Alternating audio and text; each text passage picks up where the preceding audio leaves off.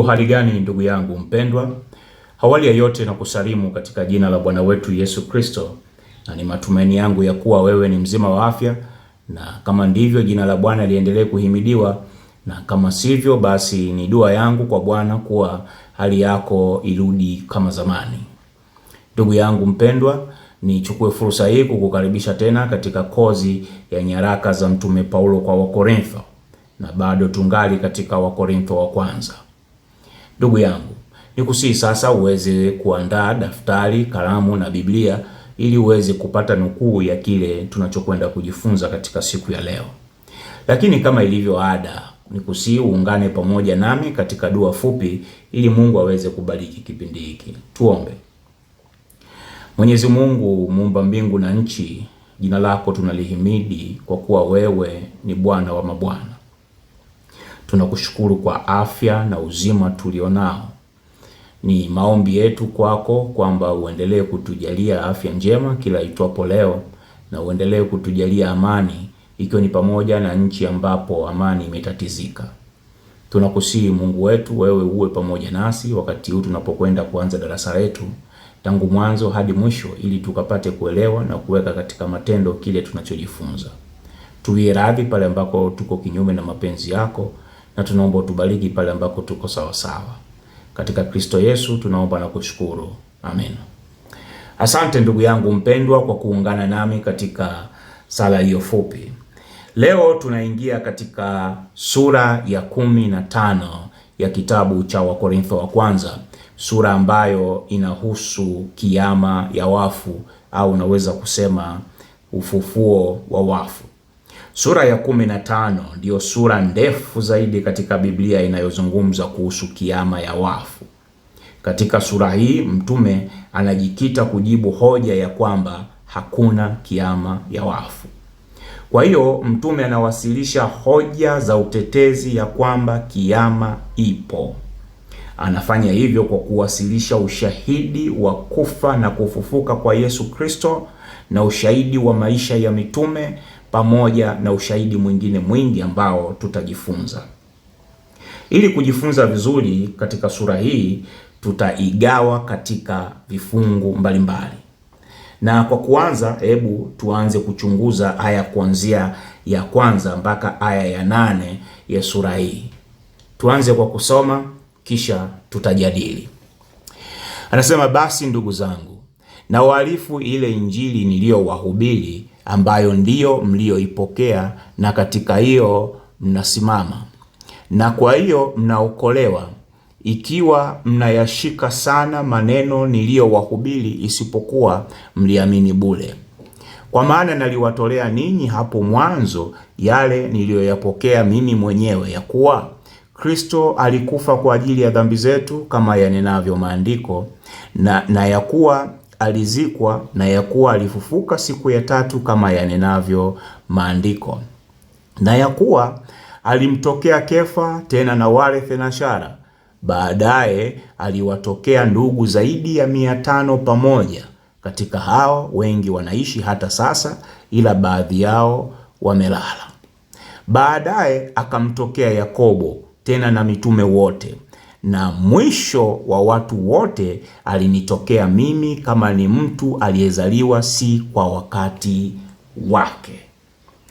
Katika aya ya kwanza kabisa mpaka aya ile ya pili, mtume anawakumbusha kuhusu injili aliyowahubiri wakati alipokuwa Korintho kwa mara ya kwanza, kwa muda usiopungua 1.5 mwaka, kulingana na Matendo ya Mitume sura ya 18 mstari wa 8 mpaka mstari wa 11, utapata habari hiyo. Katika aya hizi anawakumbusha kuwa uokovu na Ukristo unatokana na injili hiyo aliyowahubiri. Katika kitabu cha Warumi sura ya 1 mstari wa 16, mtume anaonesha nguvu na kusudi la injili. Hata hivyo, mwishoni mwa aya ya pili anaonesha kuwa Ukristo na wokovu wao utadumu ikiwa tu wataendelea kuwa watekelezaji wa maagizo ya injili. Katika aya hiyo Mtume anahitimisha kwa kuambia kuwa kama hawashiki yale aliyowafundisha kuhusu Injili, basi imani yao yote inakosa maana. Hiyo ni katika aya ya kwanza na aya ile ya pili. Katika aya ya 3 mpaka aya ya 4, mtume anatoa ufafanuzi wa Injili akisema kwamba maana ya Injili ni 1, kufa; 2, kuzikwa; na 3, kufufuka kwa Yesu Kristo. Injili yote inaegemea katika matendo hayo. Mtume anasema kuwa ujuzi huu wa Injili aliyowapa wao kama yeye mwenyewe alivyopokea, yani namna alivyowafundisha wao ndivyo yeye vile vile alivyofundishwa. Sasa katika kitabu cha Wagalatia sura ya kwanza mstari wa 11 mpaka mstari wa 12 alisema kuwa Injili aliyokuwa nayo aliipokea moja kwa moja kutoka kwa Yesu Kristo. Kwa maana nyingine, hakuwa amefundishwa na mtu awaye yote. Madai kama haya pia aliyatoa katika kitabu hiki cha Wakorintho wa kwanza sura ya 11 mstari ule wa 23. Sasa neno maandiko katika aya hizi katika aya hii ya 3 na ya 4 linarejelea vitabu vyote vilivyotangulia kuandika kuhusu Injili au kuhusu kifo cha Yesu, kuzikwa kwake na kufufuka kwake. Lakini hasa bila shaka anakuwa anazungumzia vitabu vile vya Injili kama vile Mathayo, Marko, Luka na Yohana. Sasa aya kuanzia ya 5 mpaka aya ya mwisho katika fungu letu, aya ya 8, hapa anajikita katika kutoa ushahidi wa kufufuka kwa Yesu. Paulo anasema Yesu alipofufuka aliwatokea mitume wote na Wakristo wengine zaidi ya 500. Kwa hiyo ni pengine huenda 550 au 500 na pointi huko.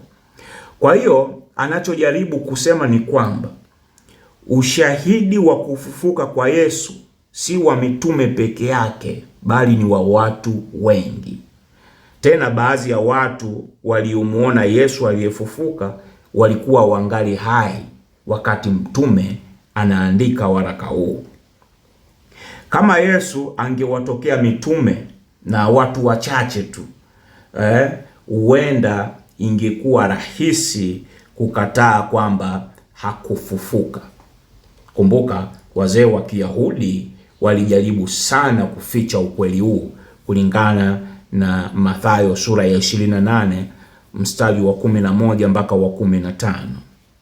Akitetea hoja ya kufufuka kwa Yesu, Mtume Petro vile vile alileta hoja ya unabii uliotolewa na Daudi kuhusu Yesu.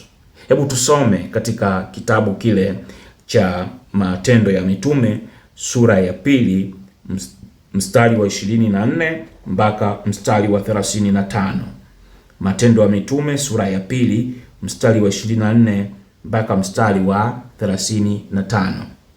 Pale Petro akinukuliwa na Luka, maandiko anasema hivi: ambayo Mungu alimfufua akiufungua uchungu wa mauti, kwa sababu haikuwezekana ashikwe nao.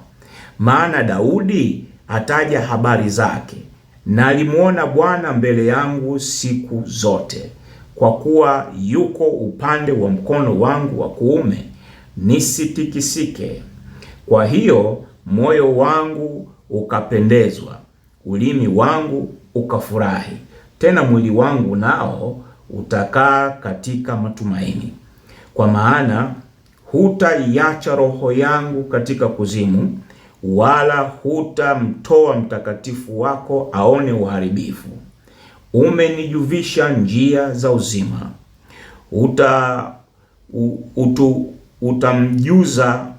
utamjaza furaha kwa uso wako. Waume ndugu zangu, mniwie radhi, Waume ndugu zangu, mniwie radhi niseme kwa ujasiri mbele yenu habari za baba yetu mkuu Daudi, ya kuwa alifariki akazikwa, na kaburi lake liko kwetu hata leo.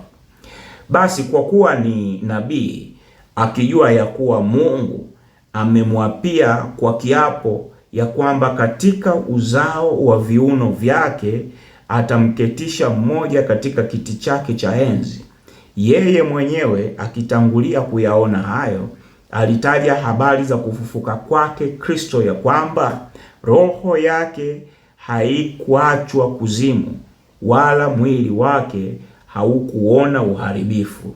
Ya Yesu huyo Mungu alimfufua, na sisi sote tu mashahidi wake, kwa maana wao wote mitume na wanafunzi bila shaka ambao Yesu aliwatokea. Mstari wa 33 anaendelea, basi yeye, kwa maana huyo Daudi, akiisha kupandishwa, hapana, si Daudi hapa, ni Kristo anatajwa. Basi yeye akiisha kupandishwa hata mkono wa kuume wa Mungu, na kupokea kwa Baba ile ahadi ya Roho Mtakatifu, amekimwaga kitu hiki mnachokiona sasa na kukisikia. Maana Daudi hakupanda mbinguni, bali yeye mwenyewe anasema, Bwana alimwambia Bwana wangu, keti keti upande wa mkono wangu wa kuume. Hiyo ni Matendo sura ya 2 mstari wa 24 mpaka wa 35. Tazama katika aya ya 29, Petro anasema kwamba ushahidi ya kwamba Daudi hakuwa anazungumza habari zake binafsi bali za Yesu ni kwamba mwili wake bado upo kaburini, na kwamba kila mtu alijua ni wapi kaburi hilo lilikuwepo. Hivyo kama mtu angekuwa na tashwishwi, angeweza kuendea kwenye kaburi hilo na kujithibitishia mwenyewe. Kaburi la Kristo pia lilikuwepo, lakini tofauti ni kwamba mwili wa Kristo haukuwepo kaburini, isipokuwa mwili wa Daudi ulibaki katika kaburi lile. Huo ndio ushahidi ambao Mtume Paulo anautoa kwa watu hao. Kumbuka, Yesu alizikwa kwenye kaburi jipya ambapo hakuwahi kuzikwa mtu mwingine hapo awali, kulingana na Mathayo hiyo sura ya 27 mstari wa 57 mpaka mstari wa 60. Watu matajiri walichonga makaburi yao katika miamba. Makaburi hayo kulingana na ukubwa yangeweza kuchukua miili zaidi ya hata miwili. Kama mwili wa Yesu ungezikwa katika kaburi lililotumika hapo awali, huenda watu wengine wangeleta hoja ya kusema kwamba amefufuka kwa sababu aligusana na mifupa ya mtu mwingine aliyekuwa mtakatifu. Jambo kama hili liliwahi kutokea huko nyuma, ambapo mtu mmoja alifufuka baada ya maiti yake kugusana na mifupa ya Elisha, kama tunavyofahamishwa katika Wafalme wa Pili sura ya 13 mstari wa 20 mpaka wa 21. Kwa hiyo kusingeweza kuwepo na kisingizio hicho, kwa sababu kaburi la Yesu lilikuwa jipya.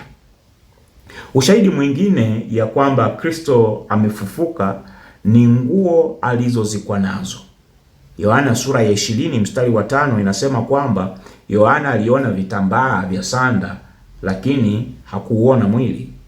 Aya ya 7 ya kitabu hicho ya sura hiyo hiyo inasema Petro alipoingia aliona ile leso iliyokuwako kichwani pake haikulala pamoja na vitambaa, kwa maana ya vitambaa vya sanda, bali imezongwa, kwa maana imekunjwa mbali na mahali pa peke yake. Sasa Bwana George W. Diof alisema kwamba kama mwili ungekuwa umeibiwa, basi nguo za maziko zingechukuliwa pamoja naye. Hiyo ni kwenye kitabu chake toleo la 5 ukurasa wa 347. Robert Taylor Jr. yeye alisema kwamba kupangwa huku kwa nguo kuna kinzana na kitendo cha wizi wa mwili ambapo hutokea kwa haraka. Kwenye kitabu chake kuhusu Injili ya Yohana ukurasa wa 276 amezungumza hivyo. Kitendo cha leso kukunjwa kilitoa ujumbe muhimu wa kufufuka kwa Yesu. Sasa katika utamaduni wa kale wa Kiyahudi, mkuu wa nyumba anapokuwa amemaliza kula, ikiwa hata kikunja kitambaa cha mezani na kuondoka, basi hapo mtumwa angekuwa ameambiwa kwamba anatakiwa kusafisha meza, maana mkuu hatarudi. Lakini ikiwa mkuu angekikunja vizuri kitambaa hicho na kukiacha juu ya meza kisha akatoka, basi mtumwa angekuwa ameambiwa ya kwamba mtumwa au mkuu wake huyo hatarudi, hivyo mtumwa angelazimika kumsubiri. Inaonekana Yesu alituma ujumbe kwa wanafunzi wake kuwa bado yupo, na hatimaye baadaye walikutana naye. Kwa hiyo kitendo cha Yesu kukunja leso yake kilimaanisha kwamba bado yupo na ya kwamba atarudi. Kwa hiyo ushahidi wa kufufuka kwa Yesu ulikuwa mwingi na wenye nguvu na usioweza kukanushika. Kwa hiyo Mtume Paulo katika aya hizi 8 anaweka hoja ya kwamba msingi wa imani ya Kikristo hauegemei kwenye maneno matupu tu, bali katika ushahidi usioweza kukanushika. Hii ndiyo Injili aliyowahubiri wa Korintho hawa, na ambayo kwayo waliweza kuokolewa, kama ilivyo hata na leo tunavyopaswa kuipokea, kuiamini na kuitii ili tuweze kuokolewa. Kinyume cha Injili hiyo ni laana. Wagalatia sura ya 1 mstari wa 6 mpaka wa 9, mtume anaweka hoja pale kwamba ikiwa kuna mtume atajitokeza au mtu yeyote au hata malaika na kuhubiri injili tofauti na hiyo, na laaniwe.